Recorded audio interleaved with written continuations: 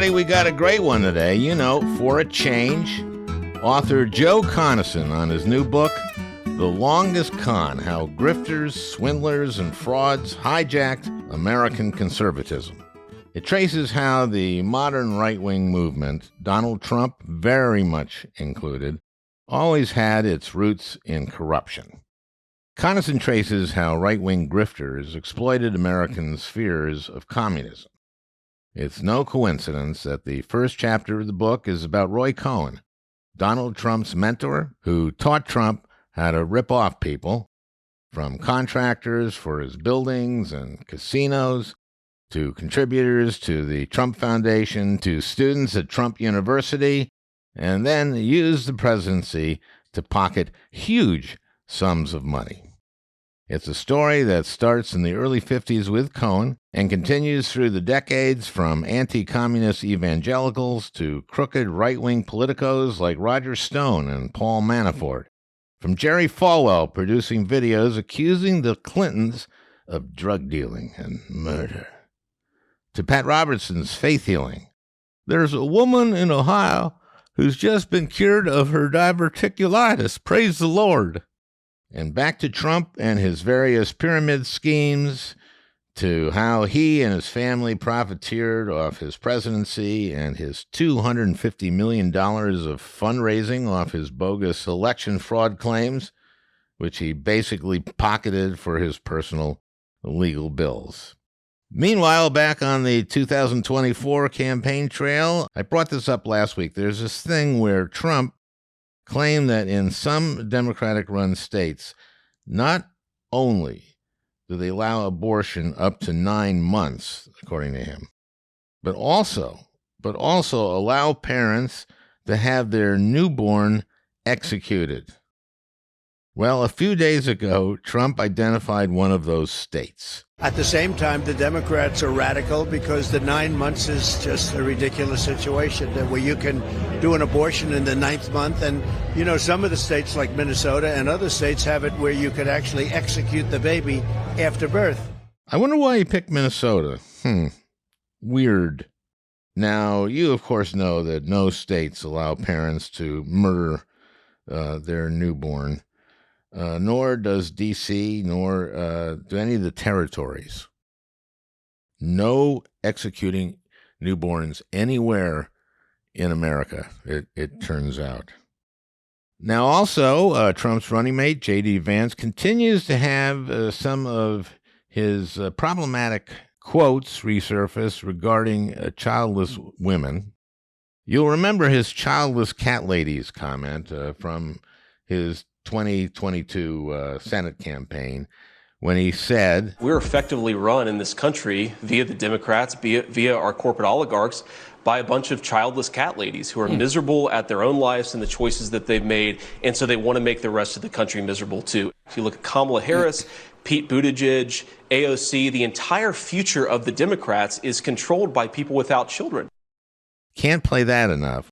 Well, another comment resurfaced from the past where Vance attacked the American Federation of Teachers president, Randy Weingarten, also for allegedly not having any children. So many of the leaders of the left, and I hate to be so personal about this, but they're people without kids trying to brainwash the minds of our children. And that really disorients me and it really disturbs me. Randy Weingarten, who's the head of the most powerful teachers union in the country, she doesn't have a single child. If she wants to brainwash and destroy the minds of children, she should have some of her own and leave ours the hell alone. Jesus, what a weird pick this guy was. Ooh, weird. He really just has a thing about women who don't have children or maybe can't have children. Oh, and he's against IVF because you end up with excess frozen embryos being destroyed as frozen fertilized eggs, which Vance says are human beings. But Trump now wants the U.S. government to pay for IVF, which is pretty damn expensive. If I'm elected this November, for the first time ever, your government will pay for or require insurance companies to pay for all costs associated with IVF fertility treatment. We want more babies to be born in America. We want more babies. We need them. We need them. Anyway, we got Joe Conason today about his book, The Longest Con. It is a great one, you know, for a change. This book is amazing in that it tracks all this grifting from the early 50s until today. And it's pretty encyclopedic in a way. And I told you I love the language in it. And I just want for my listeners to get some idea. There's so many swindlers here that, here, I'm going to just read some of the language. Mainly nouns, but some adjectives and adverbs. And here are some of the words in the book to describe these grifters. Hustlers, swindlers, deceptions. That's obviously what they engage in. Malice, falsehood and fraud. Siphon, as in siphon money.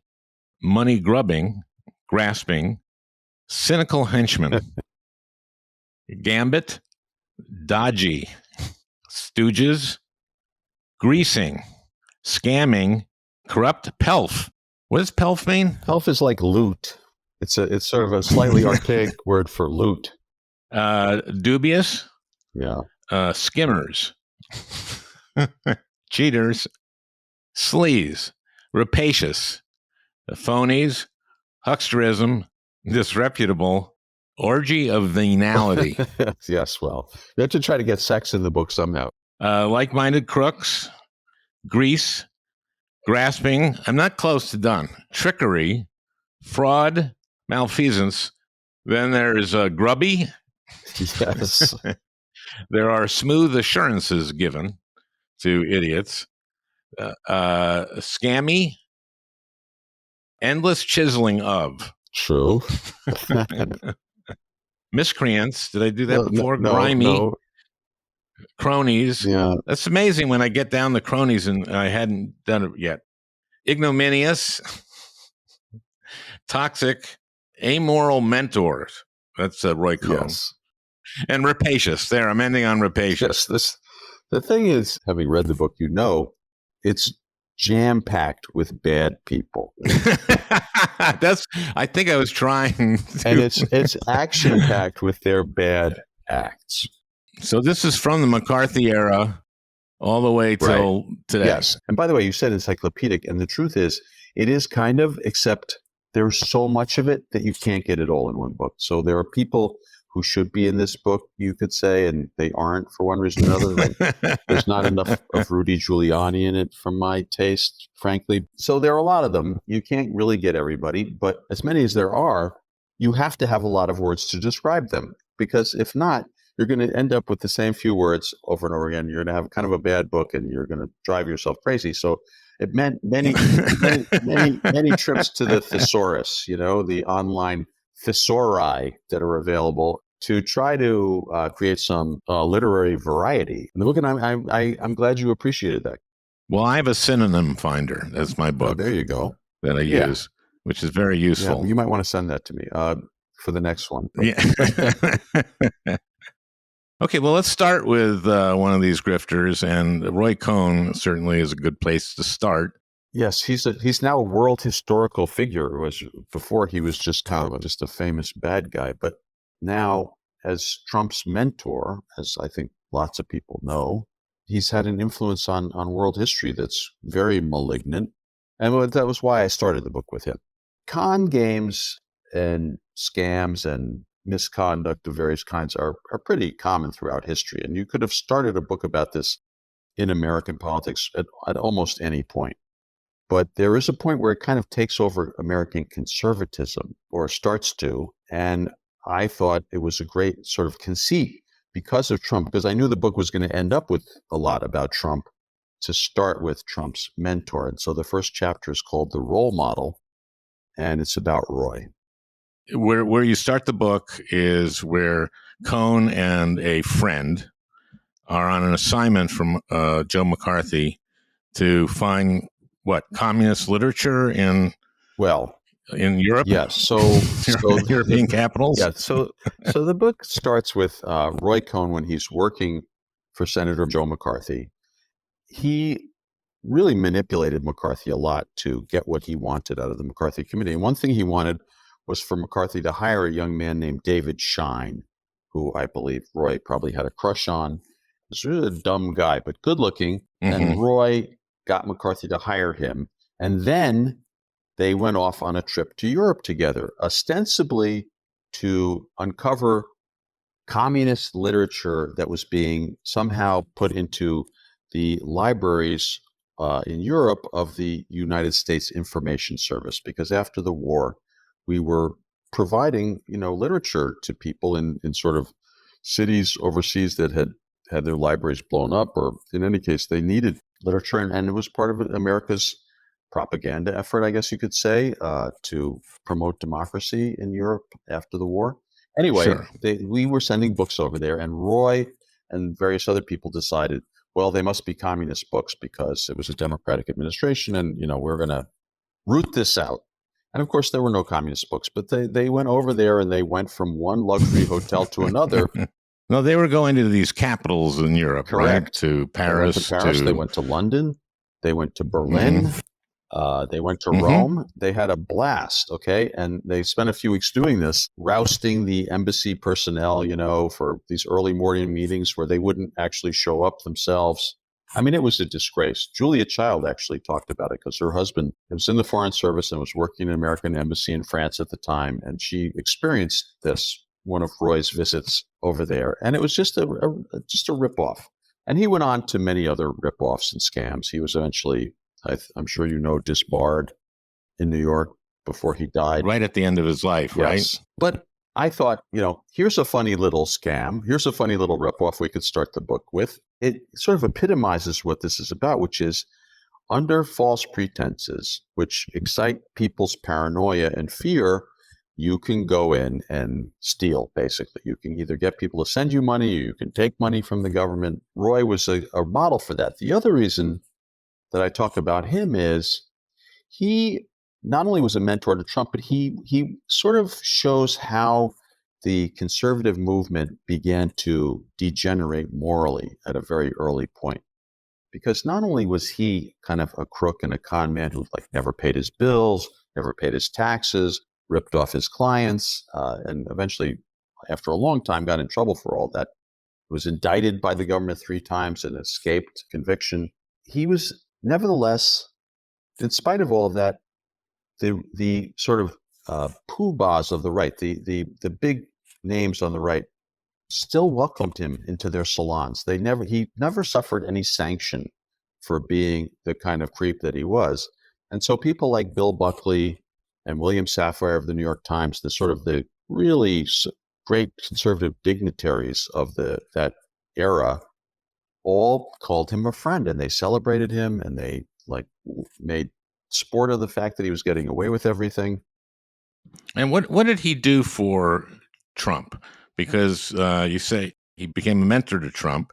Famously, when he was dissatisfied with Jeff Sessions as his attorney general, he said, "Where is my Roy Cohn?" Yes. So Roy started his relationship with the Trumps and the Trump organization, defending them against a federal lawsuit alleging racial discrimination in the apartments that Fred Trump and the Trump organization owned. They weren't renting to black people, and they had a whole policy around this. This was proved beyond any doubt, and they had to settle it.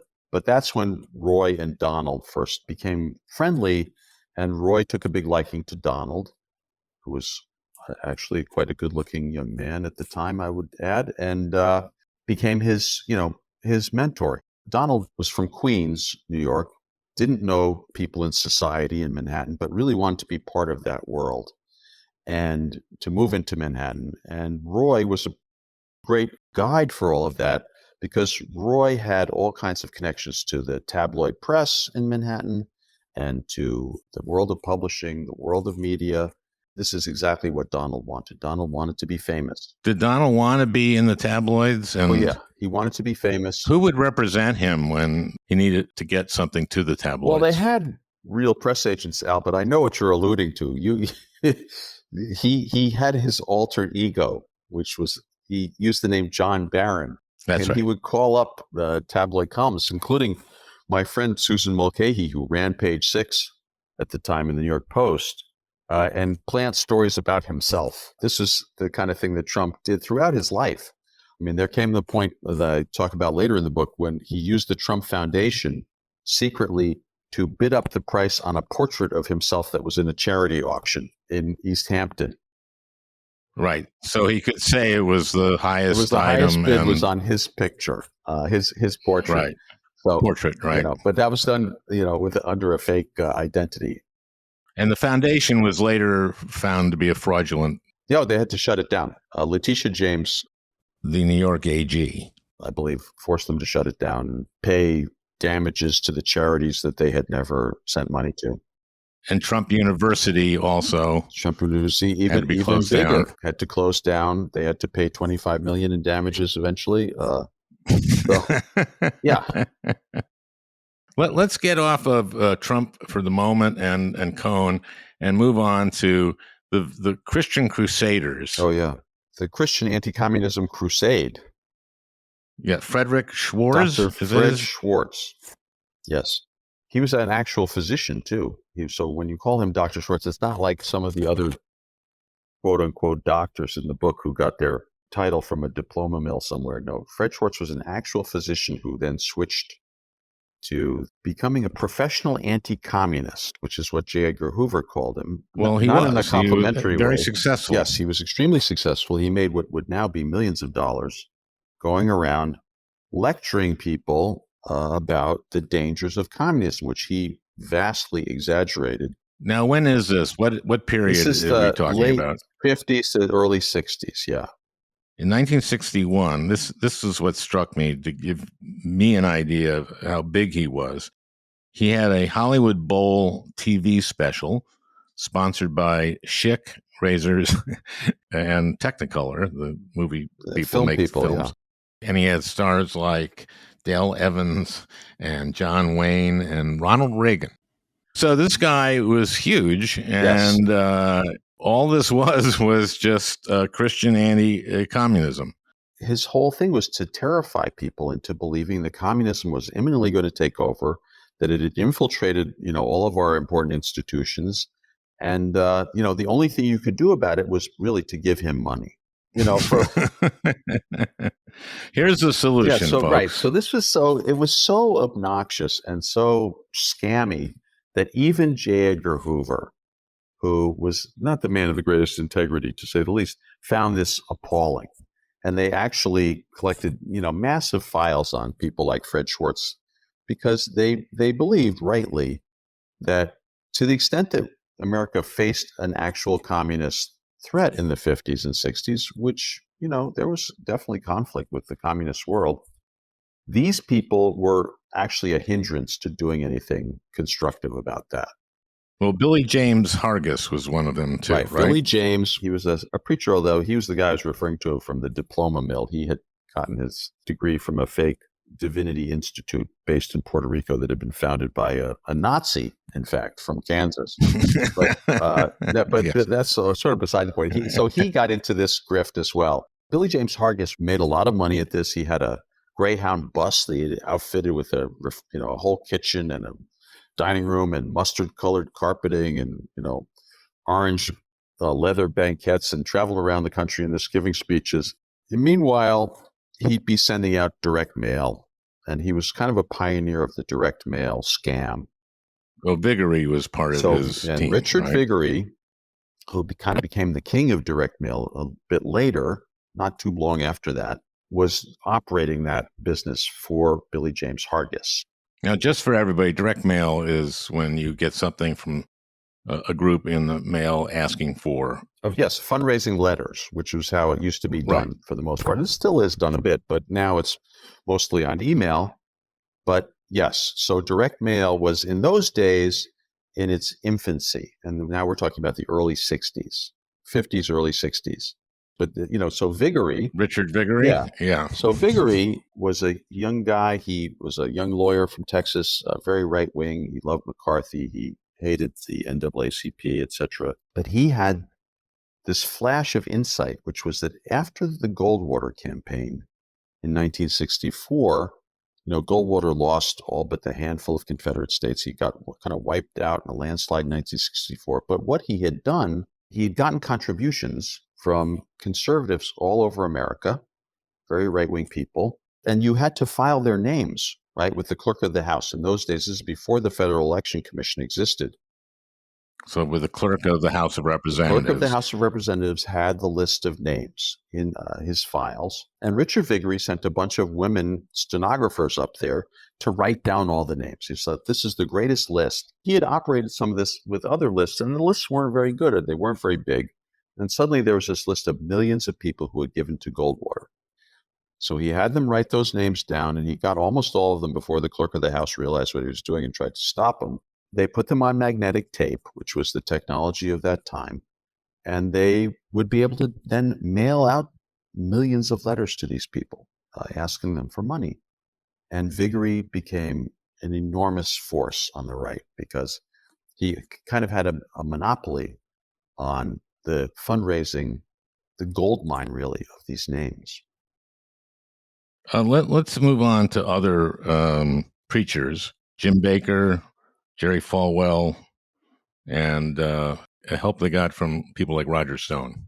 So Viguerie goes directly into that because Jerry Falwell was a right-wing preacher who had made his name for himself by attacking Martin Luther King. He was in Virginia, Lynchburg, Virginia, and he got to be a little bit known for attacking Martin Luther King. One of the things that I talk about in this book, Al, is that the origins of the religious right are not what they would have you believe. They want you to think that it was about, they started out by opposing abortion. And in fact, when they started out, the Southern Baptist Convention and other religious right evangelical organizations had actually endorsed abortion rights.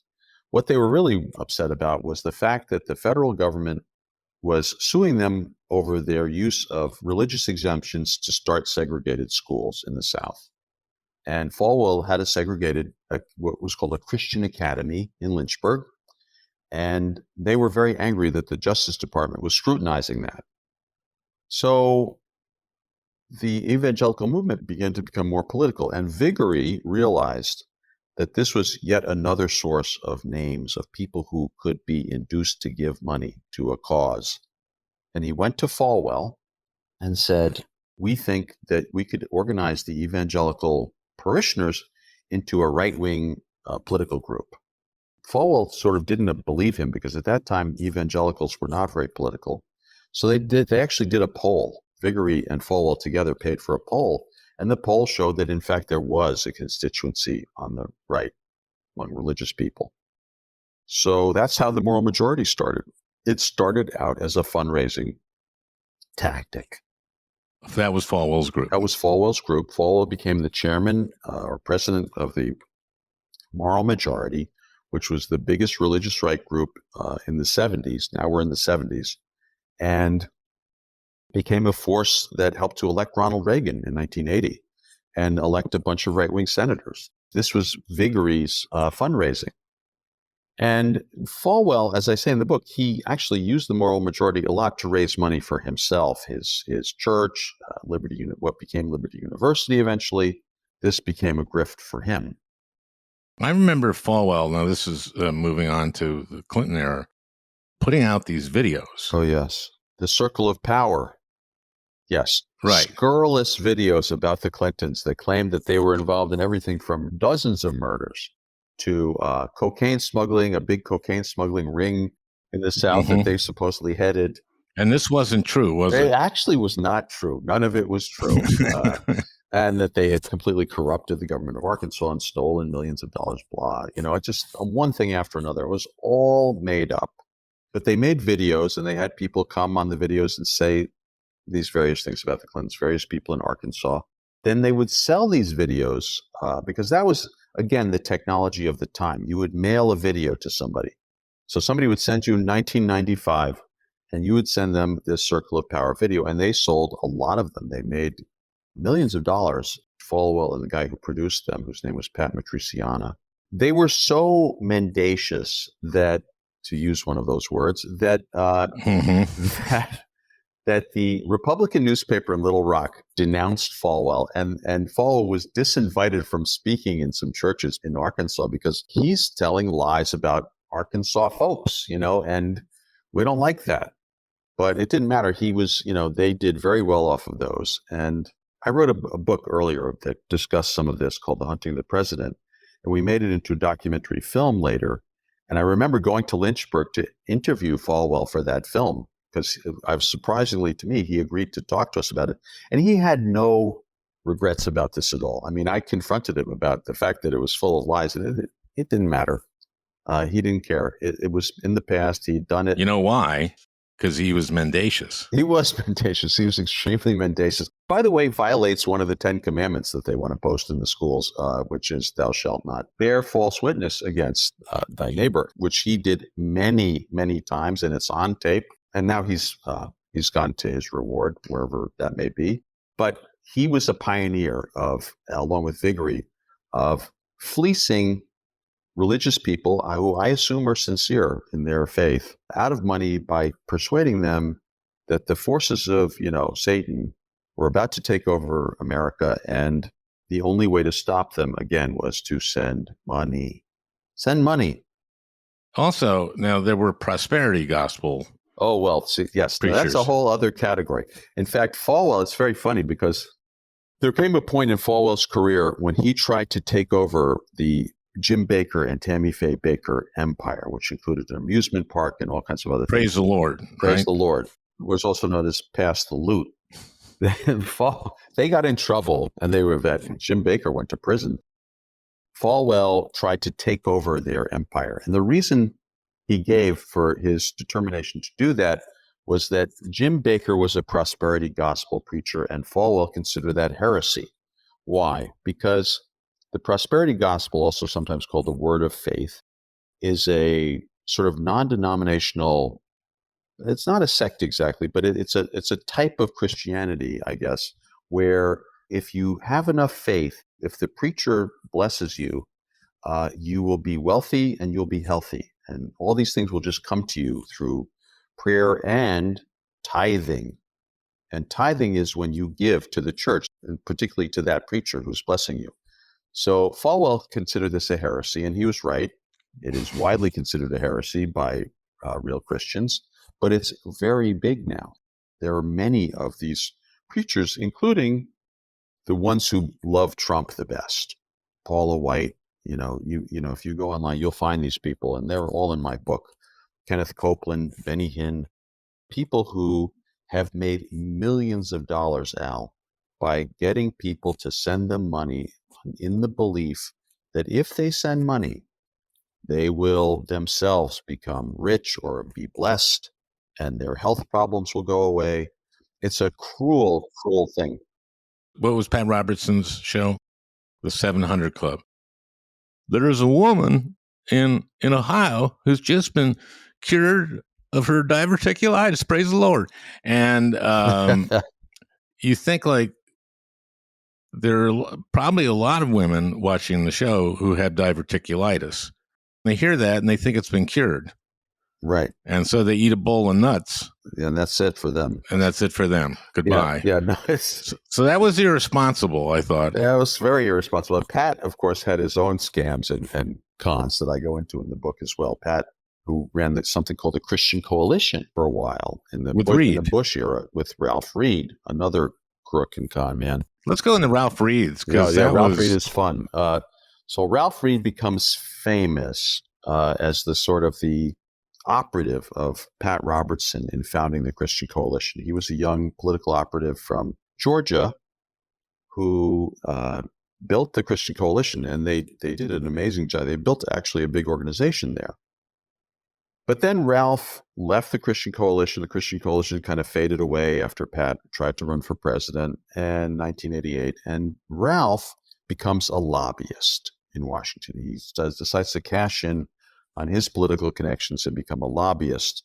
And he hooks up with Grover Norquist and a guy named Jack Abramoff. We remember Abramoff. Jack Abramoff, who was a notorious lobbyist who went to prison because of his illegal activities and bribery and so forth.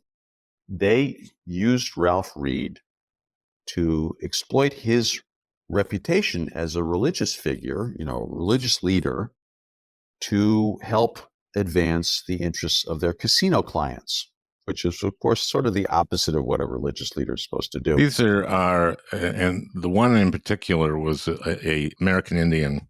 Yes, Native American tribe. That was because some of them operate casinos. They have special privileges to do that.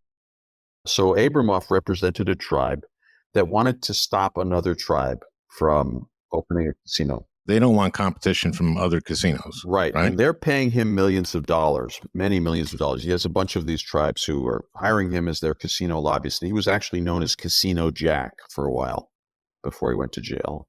And they decide that they have to organize some kind of effort against this other casino that another tribe wants to build. Ralph starts a religious crusade against this other casino by organizing pastors to sign petitions and, make noise about the fact that they don't want this other casino. But meanwhile, he's secretly working for the casino lobbyist and receiving money that's laundered to him through various ways to do this work and help them stop this other casino. So it's a gross abuse of his position and his connections purely for personal profit. And he was exposed in the scandal. By the way, scandal that involving, Abramoff, Ralph Reed, Grover Norquist, the famous opponent of federal taxes, all were in cahoots together doing this kind of thing, was exposed by Senator McCain, the late Senator John McCain, held hearings on this in the Indian Affairs Committee and subcommittee. And committee I later served on. Correct. And so that was an illustrious chapter in that committee's history, and the facts are all laid out in the hearings records. And it's horrendous. And the fact that, Ralph escaped indictment, it's true. He was not indicted for any of this. He pretended that he didn't know what was going on. He had some considered transparently phony story exonerating himself, but nobody believed it. And when he decided to run for lieutenant governor of Georgia a couple of years later, he got completely waxed. Even the Republicans there didn't want to support him. However, time marches on, and of course, Ralph Reed is back. He has an organization now of his own called the Faith and Freedom Coalition, something like that, that is a big part of the Trump religious right apparatus.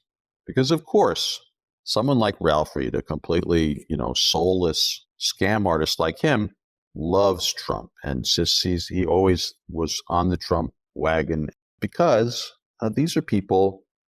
No integrity is another way of describing them. You should have put that in the book. I should have put that in the book.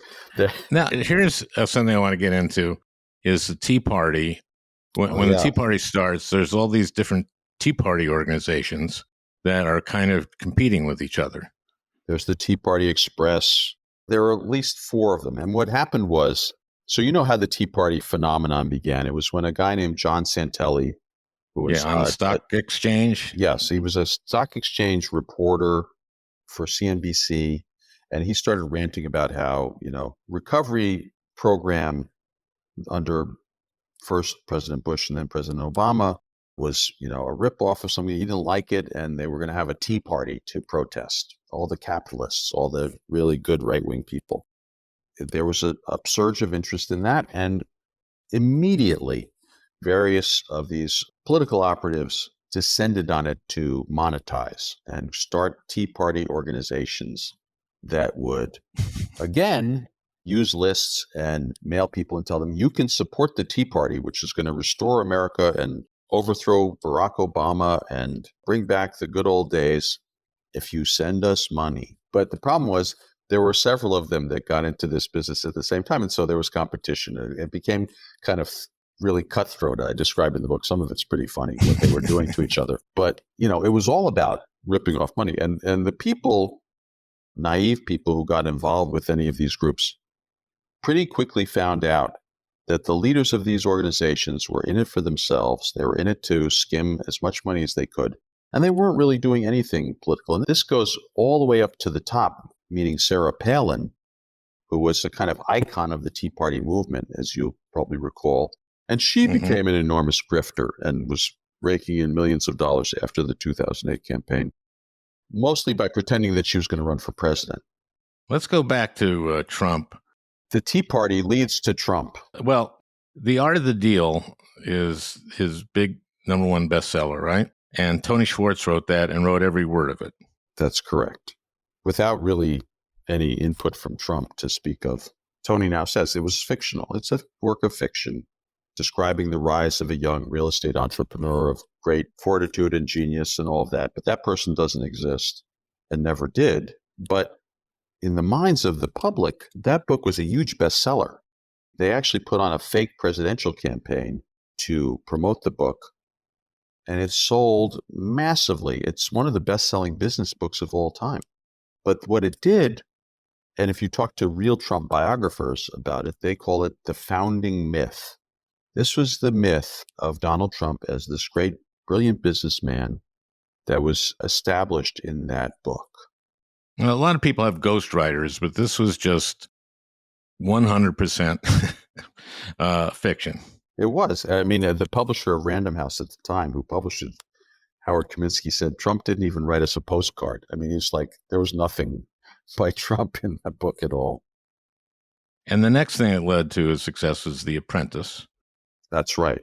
So that's how this guy became president. It was The Art of the Deal and The Apprentice. Right. So The Art of the Deal mythology laid the foundation for the broadcast of that mythology on the TV show The Apprentice, starring Donald J. Trump as the person I refer to in the book as, quote, Trump, unquote, which is, again, a fictional character, the captain of industry, the real estate mastermind, the brilliant billionaire who, at the time that The Apprentice was being filmed, was about to go bankrupt.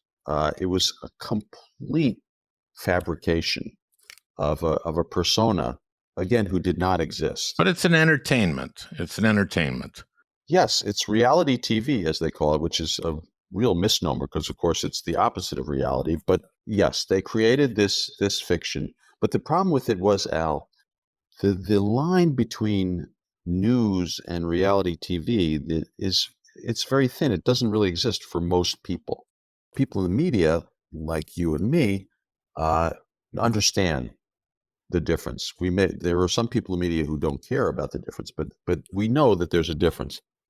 People out in the world, they don't necessarily know there's a difference. And so there was created around Trump, millions of people, millions of Americans who believed in this character. They believed in the existence of this fictional person, Trump. And I think this is why in 2015, a lot of people didn't take him seriously. Yes. Until it was too late. If you had not watched The Apprentice, which I never watched when it was on the air, it was a hugely successful show. I'm pretty sure I never saw it.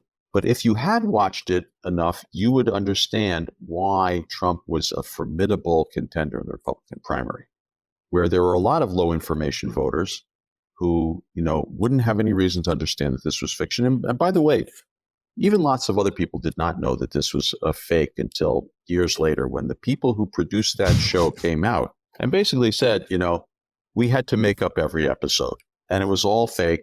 We would have to, script the show in order to make Trump look smarter than he was. And when we went up to Trump Tower to film it, we built a studio that looked good because the whole place was kind of falling apart because it was, again, about to go bankrupt. So the furniture was all chipped and lousy, and we had to build, in fact, a fake Trump organization within Trump Tower in order to film the show. But the show was extremely successful. Well, good for them, I guess. guess. They made a ton of money. I mean, they made Trump, who was about to go down, right, saved his ass, brought him hundreds of millions of dollars, which he then proceeded to squander anyway. Well, let's talk about some of his really sleazy money-making shit.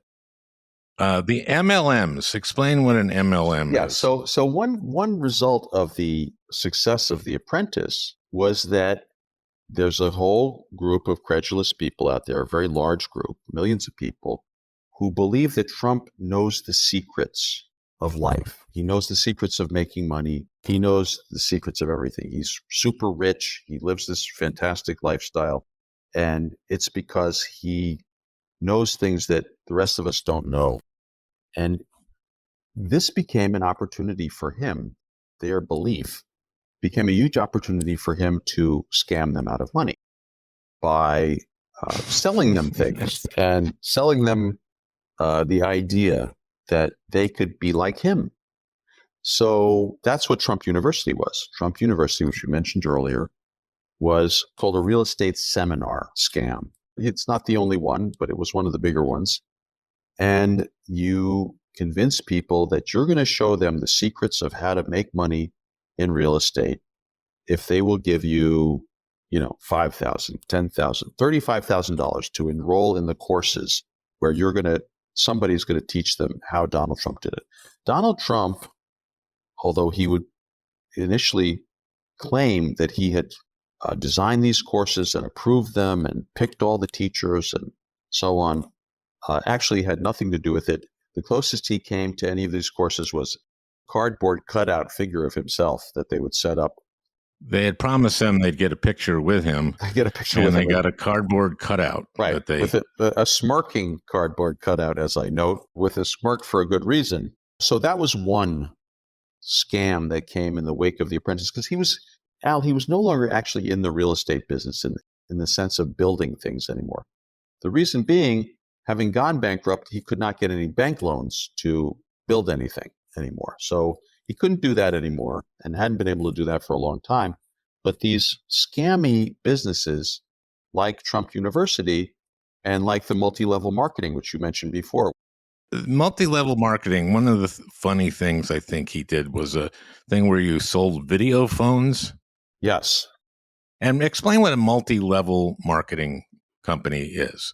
If you've ever heard of Amway, that is the biggest multi-level marketing operation. It's made some right-wing families very rich in Michigan, and the DeVos family, right, whom was appointed Secretary of Education, despite being devoid of any qualifications for that job, Betsy DeVos. It was kind of a big scandal when Trump was president. I questioned her in the education committee. Did you get a chance to do that? That must have been fun. Yeah, I asked her just the most basic question, if she knew the difference between growth and proficiency in testing. She didn't. No, she didn't. And that was the most basic. Yeah, I watched some of those hearings. I don't remember her being able to answer any of the questions that you or the other senators asked her. No, and Lamar Alexander, the chairman, said we could only ask one series of questions. Oh, dear. Which is ridiculous, yeah. Okay, well, that doesn't reflect well on him. But in any case, multi-level marketing is where you bring people in to sell something. And you mentioned the case of the video phones, which was one multi-level marketing network that Trump became involved with and lent his name and image to. So in other words, you buy video phones, or you get and then you sell them. Yes, get other people to join your network to sell them, but they pay you to join the network. Right.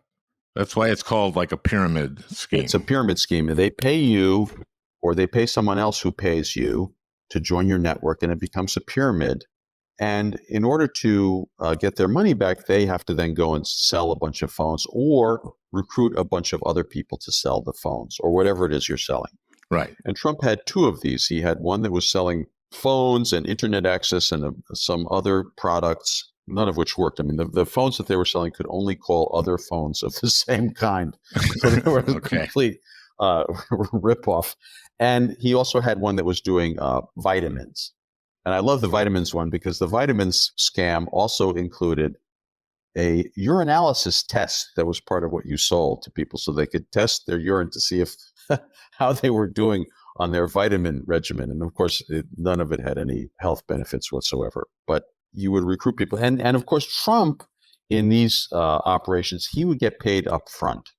He made his money up front because the people who were operating these multi-level marketing schemes would pay him up front millions of dollars for the use of his name and image, again, because the unfortunate dupes who bought into these things believed in him because they had seen him on TV and they had learned a lot of stuff about him that wasn't true, but that made them think that Trump was there to help them become rich like him. And that's what he said. He said, rather than make more money, I would just like to impart knowledge of my techniques. Was he eventually sued by You know, Any of those people? he was sued by a bunch of the Trump University people and also by the attorneys general of New York and California, and eventually had to cough up some money. Yeah, it was about 25 million or something. Right. There were lawsuits from multi-level marketing, but they have not yet even gone to trial. They're still, believe it or not, they're still suing him. And then he becomes president. Does he make any money while president? Yeah, I was going to say, do you think, did he stop stealing while he was president? And the answer, of course, is no. He found ways to monetize his presidency, not only for himself, but for his family, to hugely enrich himself. And there are many ways that he did that, Al. He spent a lot of time at his resorts. And, when the president travels, I think you probably traveled with a president or two yourself. And so, when the president travels, it's a huge operation. There are lots of Secret Service agents who go along. There's a whole retinue of aides and so forth. And they all have to be, as you would say, billeted somewhere. They have to be put up somewhere. And Trump would have them constantly in his hotels and resorts. And the federal government would be paying the Trump Organization for all of those rooms. They also, as soon as he becomes president, for instance, he owns a hotel in Washington. He happened to acquire a hotel in Washington just before he became president, called the Trump International Hotel, very close to the White House. Suddenly, everybody and his brother is buying rooms, renting rooms in the Trump International Hotel, including foreign governments. Yes, the government of Saudi Arabia rented, I think, 400 rooms at a time in order to make Trump happy. As you also know, as a former member of the Judiciary Committee, this is a violation of the Constitution. The emoluments. There is a clause in the Constitution called the Foreign Emoluments Clause, and it exists because the founders knew that it would be a bad idea. They had seen the corruption of the courts of Europe, and they knew it would be a bad idea for the head of state to be able to accept gifts, money, rewards of any kind from foreign powers. I joined a suit to try to get him on this, but I don't think it went anywhere. No, the different attempts to bring him to justice over the Foreign Emoluments Clause have not gone far. But nevertheless, it's very obvious that he's violated it on its face. And they've just continued to violate that. I mean, up to and including the $2 billion, tip, basically, that his son-in-law, Jared Kushner, got from the government of Saudi Arabia after Trump left office, after Jared left the White House, where he had been an advisor and had been sort of carrying contracts for the Saudis while he was in the White House. Didn't Qatar buy Jared's building? Yes, the government of Qatar, which is another Gulf state dictatorship, helped Jared and his family out of a jam in the beginning of the Trump administration when they're building 666 Fifth Avenue, a big building that was about to go under because they had really screwed up in the financing of it. Suddenly, the government of Qatar came in under some pressure from Jared in his role in the government to refinance that building. And so his family escaped bankruptcy in that instance. And this is what we have to look forward to. Yes. Well, I don't know if he'll be back, but some of them will be for sure if Trump becomes president again. You can bet. Maybe it'll be Tiffany this time. Who knows? But somebody will come in there. And I mean, Ivanka made money when she was working in the White House to millions and millions of dollars. Trademarks. She had, various types of trademarks from China that were worth a lot of money. But the Trump Organization is estimated to have booked well over $1 billion owing to the president's actions and his refusal at the beginning of the administration to divest himself, as he was advised to do, of his corporate holdings, his companies, because the conflict of interest was brazen. And of course, that's what happened. I mean, they did all this. Now, one of the great frauds that he did, he lost the election. Yes. And January 6th. And now we have this immunity decision from the Supreme Court that puts that in question. And we know that's not going to happen before the election. So if he wins, God forbid, he'll pardon himself, or his Justice Department will get rid of that charge, right? Either or both. No, he will escape justice if he becomes president. No question about it, at least for the time being. Okay. The court made sure of that. Right. So what he did, I think what you're alluding to is, I mean, stop the steal becomes particularly an amusing slogan here, because after the election, as you know, which he knew he lost, and they all knew that he lost, but he's been pretending ever since then that he didn't lose, in spite of the fact that all of his objections were thrown out by courts up to and including the Supreme Court. And Bannon announced that he was going to say he won. Bannon predicted what would happen on Halloween before the election and said, and it's on tape, Trump will pretend that he won, but he won't. He will not have won. And they were going to use the fact that some ballots would be counted later to pretend that Trump had won. So meanwhile, flash forward, and they continue the Trump fundraising effort after the election, which is quite unusual. That's not usually what happens after an election. The campaign shuts down. And what was the name of this fund? Was this Stop the Steal? The campaign fund operation was known as T-Magic, which was an acronym. They basically sent out a ton of emails saying, we're going to have an official election defense fund that will contest the election and overturn Joe Biden's victory. And if you send us money, we will be able to save America from the Democrats and overturn the election. And they raised an enormous amount of money, Al. In 2 months, they raised on the order of $250 million from suckers who believed their spiel about how they were going to overturn the election. And instead, that money went into a super PAC that Trump controlled called Save America PAC, which he could then spend on anything he wanted, including himself. And he spent it on his own legal fees, right, when he was indicted. So in a way, it did have to do with the election, because he and others who got in trouble for trying to steal the election had big legal fees, millions of dollars in legal fees. And so they spent the money that they claimed was going to go to overturn the election on protecting themselves from the consequences of their acts. And then he pardons a number of people as he's leaving. Indeed.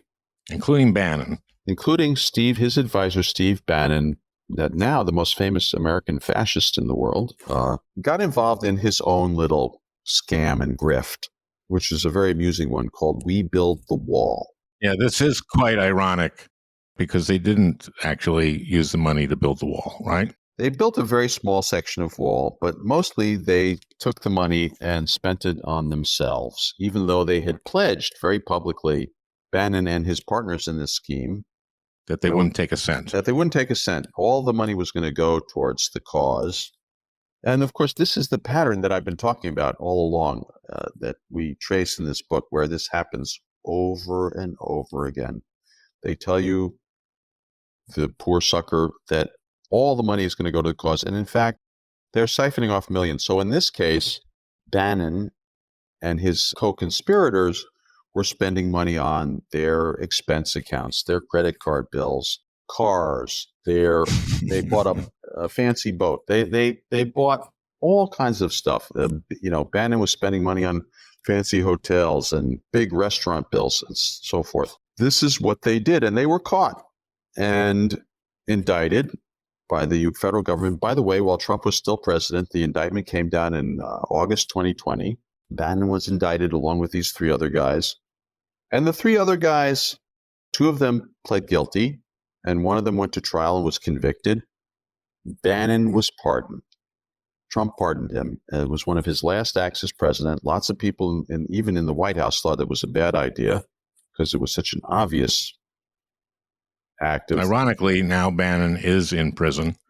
Yes, Bannon is in prison right now for defying he didn't want to answer a subpoena from the House Select Committee investigating January 6th, because they would have asked him, well, what about that thing you did on Halloween and other stuff that you did around that? So he didn't want to answer questions about that. So he defied their subpoena. And, 2 years later, he's in jail. But what's going to happen, Al, is either while he's still in jail or very shortly after he gets out of jail, he will be on trial in New York, because the authorities in New York indicted Steve Bannon for basically very similar crimes to what he committed in the We Built the Wall conspiracy. And he will go to trial for that. And I believe be convicted, because the evidence is, as I outline in the book, is overwhelming. Well, why don't we end it there with Bannon cooling his heels in prison, and soon to be facing a trial in the state court. And we've seen that the New York State Court, how they do their trial. Yeah, he's in trouble. I mean, they're very competent prosecutors, as we've seen, and the evidence is massive. I mean, that's why the other guys pled guilty, and he got a nice fat sentence for what he did, which was to steal from other conservatives. Al, if we're going to close, I want to say that this book is about right-wing, all the list of names that we gave them before, these right-wing scam artists stealing from other conservatives, mostly a lot of them old people, a lot of them poorly educated people, but people who believe in their cause, supposedly, and they're taking their money and giving them nothing for it. They love to talk about owning the liberals, but who they really own is their own constituents, their own people, and they rip them off mercilessly. That's what this book is about. Thank you, Joe. Thank you. Well, I hope you enjoyed listening. That beautiful music is by Leo Kottke, the great Leo Kottke. I want to thank Peter Ogburn for producing this podcast. We'll talk again next week.